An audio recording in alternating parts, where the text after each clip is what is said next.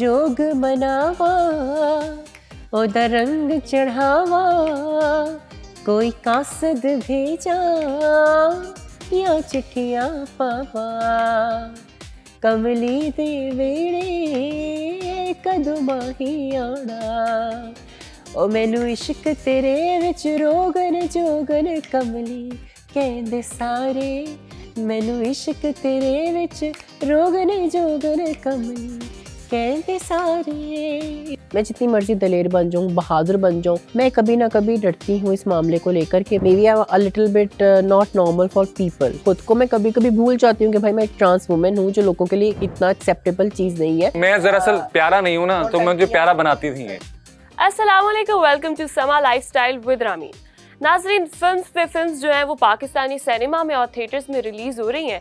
पहले हमने बहुत सी मूवी की कास्ट आपके साथ जो वो आए भी, हमने फ़न भी किया सेट के ऊपर, और बहुत अभी लीच जो है वो भी आ रही है सिनेमास के अंदर। और साथ ही साथ एक और मूवी जो है वो वर्ल्ड वाइड थिएटर्स में जो है वो रिलीज़ होने जा रही है 16 अगस्त को, सनक, और अमेज़ॉन प्राइम पे भी रिलीज़ हो रही है। उसकी मेन लीड मेरे साथ मौजूद है, उनसे पूछते हैं कि फ़िल्म जो है इसका क्या कॉन्सेप्ट है, क्या थीम है, और किस तरह जो है ये पाकिस्तानी थिएटर्स के लिए, क्या ये रिवाइवल फिल्म होने जा रही है या क्या इसका सिनेरियो। मेरे साथ लीड कास्ट में शायरा रोय हैं और साथ जुबैर शारिक हमारे साथ मौजूद है। मैं इनसे पूछूंगी कि क्या एक्सपेक्टेशंस हैं इनकी फिल्म से और क्या जो है वो कॉन्सेप्ट ये लेकर चल रहे हैं। तो जी अस्सलाम वालेकुम, वेलकम टू समा लाइफस्टाइल विद रामीन।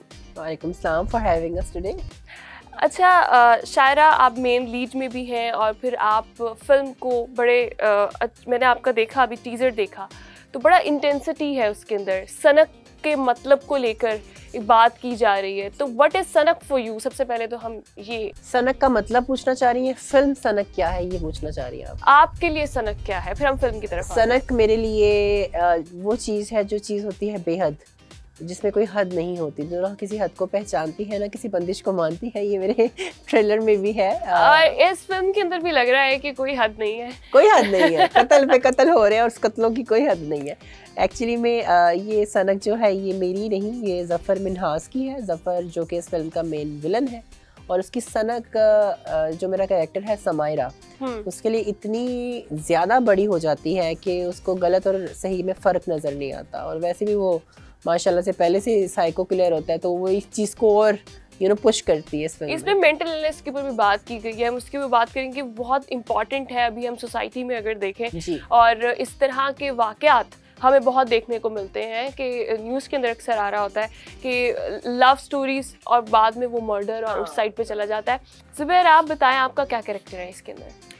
सबसे पहले तो तमाम देखने वालों को मेरा बहुत मोहब्बत भरा सलाम और बहुत मोहब्बत बड़ा जी उसके बाद मेरा जो कैरेक्टर के हवाले से बताऊं तो मैं बेसिकली इस फिल्म में एक प्रोटेक्टर का रोल अदा कर रहा हूं, एक सेवियर का रोल अदा कर रहा हूं, जो कि अपने फ़र्ज़ के लिए बहुत सारी तकलीफ़ें, बहुत सारी परेशानियां उठाता है, बर्दाश्त करता है उन सब चीज़ों को, क्योंकि वो पॉइंट हुआ होता है एक ऐसी खातून को, एक ऐसी लड़की को बचाने के लिए जो कि टॉप स्टार है और उसका कोई जोड़ नहीं है, कोई मुकाबला नहीं है। फिर with the passage of time उसके साथ ड्यूटी निभाता उसको शैतानी आंख से बचाता वो कब उसकी ऐसी एक वो अमेज़ होता है उसकी बातों में, उसके लहजे में, उसकी गुफ्तगू को मद्देनज़र रखते हुए कि वो उसके पूरे तौर तरीके के अंदर उलझ जाता है and he fall in love with her.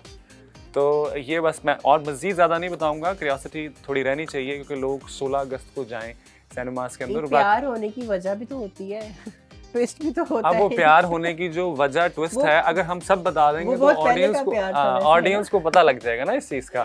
तो हम चाहते हैं कि ऑडियंस कुछ सस्पेंस रखते हुए वो सब बता दें, लेकिन मैं चाह रहा हूँ कि हम कुछ चीज़ें रहने दें ताकि 16 अगस्त को जो हमारी फिल्म रिलीज़ होने वाली है सनक, ऑल ऑफ द पाकिस्तान और उसके बाद वर्ल्ड वाइड भी, तो लोग वहाँ जाके देखें कि प्यार कैसे होता है। अच्छा शायरा, आप अभी बता रही थी मुझे कि म्यूज़िक से भी आपका लगाव है और आपकी एल्बम भी रिलीज़ होने जा रही है म्यूज़िक में भी, तो गाती हैं आप और गाना थोड़ा सा कोई अपना गाना? अच्छा मजे की बात है, जब से सनक शुरू की है लोग भूल ही गए कि मैं गाती थी और गाती रहूंगी और गाती हूँ। मेरे से पहले कमली मोहसिन अब्बास हैदर के साथ बिग हिट था। She is basically a singer Turned turn actress. So basically I was a singer पहले फिल्म करने से पहले फर्स्ट भी। गाना कब आपने? मैंने 2019 में किया था जिसका नाम था रात, और वो भी विक्रम भट्ट के लिए प्लेबैक गाया था मैंने। उनकी फिल्म थी गोस्ट, हॉरर फिल्म थी बॉलीवुड की, और विक्रम भट्ट ही मेरी इस फिल्म में राइटर है। और वो गाना जो था वो इतना हिट नहीं था हुआ, लेकिन उसके बाद कमली आया था मोहसिन अब्बास हैदर के साथ, वो बहुत बड़ा हिट सॉन्ग था। कमली के कुछ बहुत मुश्किल गाना है, क्लासिकल है। आपने गाया था, हमें गा के दिखाएं। हम आई जस्ट वांट कि कुछ थोड़ा सा हमारे ऑडियंस। मैं जोग मनावा ओदा रंग चढ़ावा, कोई कासद भेजा या चिट्ठियां पावा, कमली दे वेड़े कदों माही आना, ओ मैनू इश्क तेरे विच रोगन जोगन कमली कहंदे सारे, मैनू इश्क तेरे विच रोगन जोगन कमली कहते सारे। इससे ज़्यादा मैं गा सकती। क्या बात है, वंडरफुल वंडरफुल वंडरफुल। अभी हालांकि गला खराब था और तबीयत डाउन है, लेकिन फिर भी बहुत बहुत इसमें ना बहुत हाई नोट्स हैं जो कि मैं लेती तो मेरा कचरा हो जाता है यहाँ पर। वो मैंने नहीं लिया। बट फिल्म की जहाँ तक बात की जाए, फिल्म में एक गाना मैंने कंपोज और लिखा है। मज़े की बात है, एज अ सिंगर मैंने इस फिल्म में गाया ही नहीं है। आई have not sung in this film, Shraddha Sharma ने गाया है। अच्छा, इसमें उस मेंटल हेल्थ का भी, जिस तरह आपने साइकोपैथ की बात की, इसमें बेसिकली जो विलन है उनका जो एक मेंटल उनकी, क्योंकि कोई एक नॉर्मल इंसान इतने मर्डर नहीं कर सकता इस तरह से, और हमारे यहाँ भी नो डाउट क्राइम में जाएंगे तो एक अलग बात है, लेकिन बहुत से ऐसी मेंटल इलनेस होती है जो कि टाइमली डायग्नोज नहीं हो पाती और आहिस्ता आहिस्ता आहिस्ता। तो आपको लगता है कि कहीं ना कहीं आपके ड्रामा जो है उस मेंटल इलनेस को हाईलाइट कर रहा है सोसाइटी के अंदर? डेफिनेटली फिल्म के अंदर एंड पे मैसेज भी यही दिया गया है कि ये फिल्म मेंटल इलनेस की पर बात करती है। अभी देखिए ना, अब क्या होता है, कई औरतें होती हैं जो मना कर देती हैं अपने लव्ड वन को, तो वो उस पर तेज़ाब गिरा देते हैं, उनका कत्ल कर देते हैं। ऐसा भी होता है, ये भी एक किस्म का आपका मेंटली इलनेस है। How can a normal person can throw an acid on your face? ये तो पॉसिबल ही नहीं है एक नॉर्मल बंदे के लिए। उसी तरह बहुत मर्डर्स की भी सुनने को मिलती है। ऐसे ऐसे हमने कोरमा बना दिया, औरतों ने कोरमा बना दिया। औरतों की मेंटल इलनेस होती है कि बंदे को पकड़ा तो कोरमा बना दिया। तो शायरा, आपने अवार्ड भी लिया मिस ट्रांस का, वो क्या जर्नी थी, किस अचीवमेंट के ऊपर आपको वो? मैं मिस पाकिस्तान बन चुकी थी 2021 में, और मिस पाकिस्तान एक ऑर्गेनाइजेशन है जो 2012 से पाकिस्तान की one of the most prettiest girl को बनाते हैं। अब वो प्रिटीएस्ट सिर्फ चेहरे की बात नहीं होती, talks about your body language, talks about how you represent, एक एडवोकेसी भी होती है साथ में आपकी।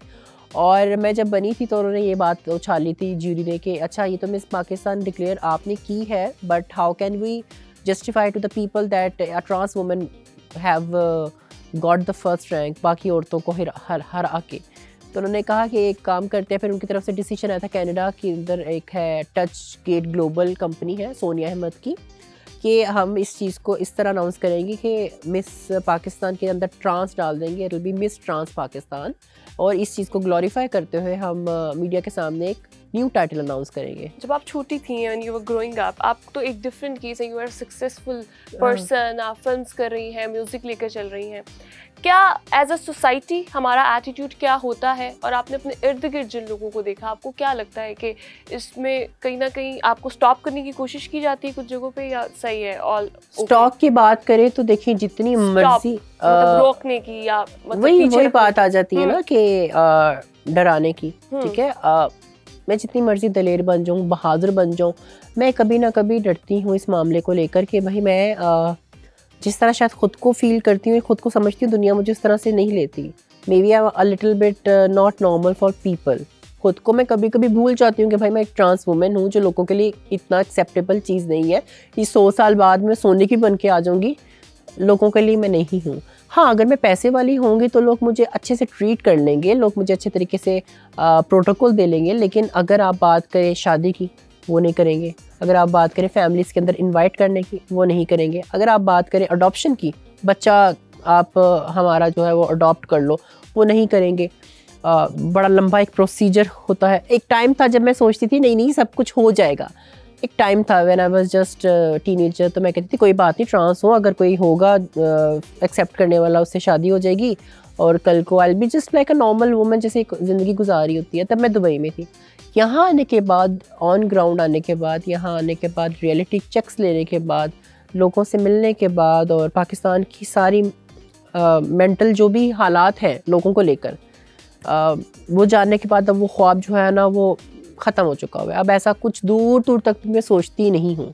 आप बताएं, आपने काम किया, आपको ओवरऑल मतलब कोई था, क्योंकि when you are working film में जब आप किसी को बताते हैं कि I am working with a trans और इस तरह से, तो उस पर लोगों का कोई एटीट्यूड डिफरेंट था या नहीं? सबसे पहले तो मैं ये कहना चाहूँगा कि जिस तरह शायरा ने बात कही कि जो स्पेसिफिकली ट्रांस कम्युनिटी है, नॉर्मली मेल फीमेल, ठीक है, ये तीसरी कम्युनिटी आती है जिसे कहती हैं ट्रांस।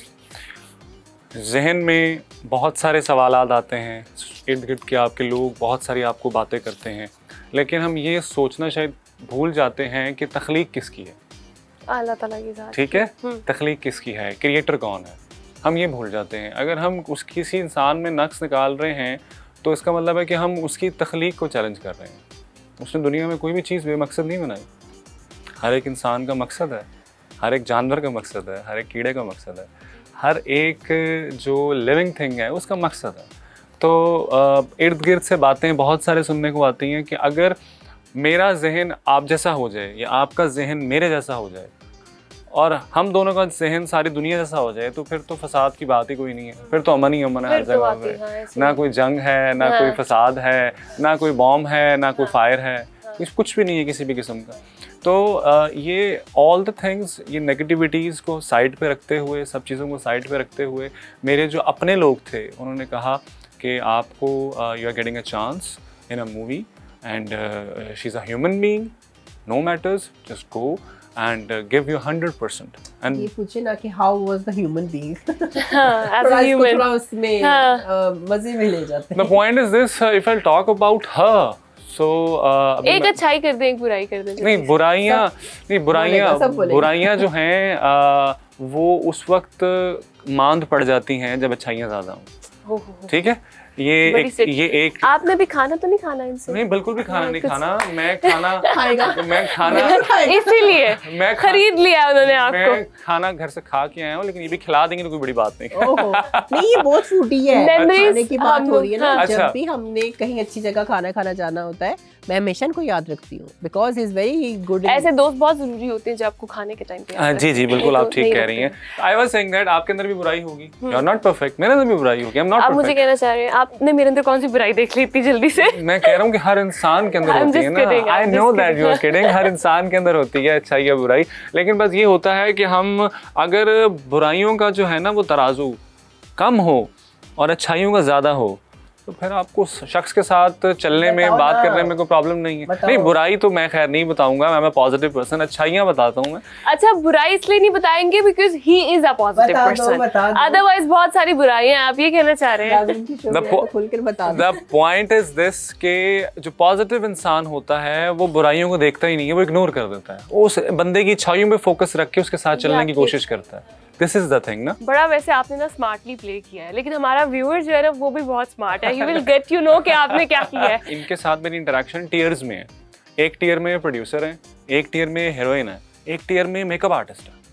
प्रोड्यूसर के वक्त डेफिनेटली अगर आप किसी को लीड कर रहे हैं किसी चीज को, मेकअप आर्टिस्ट, आपने मेरा मेकअप किया है ना फिल्म के अंदर, इन्होंने मेरा मेकअप किया फिल्म के अंदर, यस, तभी मैं उनको मेकअप आर्टिस्ट कहता हूँ। और इनकी और मेकअप की जरूरत ज्यादा पड़ती थी, बहुत ज्यादा। हाँ, मेकअप मैं दरअसल प्यारा नहीं हूँ ना, तो मुझे प्यारा बनाती थी, करता था कि he used to be like कि आज मेकअप आर्टिस्ट नहीं है सेट पे, तो मैं कहती अच्छा नहीं आई, निकालो मेरे बैग में से सामान, मैं खुद पकड़ के इसका मैं परफेक्ट वगैरह ना सेट पे, मतलब she is very very on the very, जैसे हम कह सकते हैं कि हम्बल ऑन दैट, वो टेंट्रम्स नहीं है, and she is like that, a multitasking woman, singer, उसके बाद नो प्रोड्यूसर, फिर एक्ट्रेस, फिर makeup artist, multi talented. Makeup artist का क्रेडिट मैं एक्सेप्ट नहीं करूंगी, तुम पीआर गर्ल कह लें। वो सिर्फ आपको थोड़ा बेहतर बनाने के लिए कोशिश करें। और प्रोड्यूसर के तौर पे तो इनको मैं बिल्कुल अच्छी नहीं लगती। प्रोड्यूसर कैसे है ये बता दो। प्रोड्यूसर स्ट्रिक्ट है, देखो मैंने आपसे पहले कहता हूँ कि एक इंसान जो कि लीड कर रहा होता है पूरी फिल्म को, उसको स्ट्रिक्ट रहना पड़ता है। उसको पता है कि मैंने कब स्ट्रिक्ट होना है, कब रिलैक्स होना है, कब कंफर्टेबल करना है, कब मैंने यहाँ खींचना है। ये क्वालिटीज होनी चाहिए, बहुत जरूरी है। प्रोजेक्ट कंप्लीट नहीं कर सकते ऐसे ही है। अच्छा एंड पे लेकिन मैंने स्मार्टली प्ले किया। आपने स्मार्टली प्ले किया, अब वो हमारा व्यूअर समझ जाएगा, वो कोई मसला नहीं। अगर मैं समझ गई ना, मेरे जैसी बेवकूफ लड़की, इस बात को समझिए कि मेरे कहने का मतलब क्या था। मेरा कहने का मतलब ये था, अगर मेरे जैसा बेवकूफ इंसान नहीं, अगर मेरे जैसा बेवकूफ इंसान समझ गया ना, पॉजिटिव इंसान को, अगर मेरा जैसा बेवकूफ इंसान समझ गया आपने क्या करने की कोशिश की, हमारा व्यूअर बहुत स्मार्ट है। बेवकूफ है, हां मैं कह रही हूं। आपने ना स्मार्टली क्वेश्चन किया मेरे से, तभी शायद आपको लग रहा है कि मैंने स्मार्टली प्ले किया है। बहुत अच्छा लगा आप दोनों से बात करके, और I wish you good luck on the behalf of my team and Sama lifestyle with Rameen. I hope कि ये फिल्म लगे और लोगों को बहुत पसंद आए, और आगे भी आपकी जो जर्नी है एज अ सिंगर है, एज एन एक्ट्रेस है, और एज अ प्रोड्यूसर है, वो बहुत अच्छी हो। आपकी भी एज अ एक्टर जो है वो एक अच्छी जर्नी हो, और हमें आगे बहुत अच्छी फिल्म्स आप लोग की तरफ से और मज़ीद देखने को मिले। इसी के साथ अपने प्रोग्राम समा लाइफस्टाइल विद रामीन को एंड करते हैं, और आपके अगर कोई कमेंट्स हैं तो वो आप कमेंट सेक्शन में बता सकते हैं। अपना बहुत ख्याल रखिएगा। एक नए एपिसोड के साथ आपकी खिदमत में हाजिर होंगी। अल्लाह ने के बाद।